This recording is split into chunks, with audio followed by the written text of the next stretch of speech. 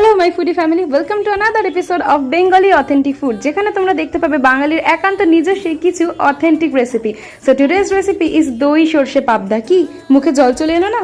পাবদা মাছ তো আমার আগাগোড়াই প্রচণ্ড পছন্দের, তবে আজকের রেসিপিটা কিন্তু ভীষণ স্পেশাল। তার কারণ সর্ষের ঝাঁঝের সাথে মিশেছে দইয়ের মোলায়েম একটা স্বাদ। সব কিছু মিলে একদম বাঙালিয়ানা ম্যাজিক ফুটে উঠেছে, তাই না? প্রথমে তো নরম মাছগুলো হালদি সেরিমনি করে ভালো করে ভেজে নিতে হবে।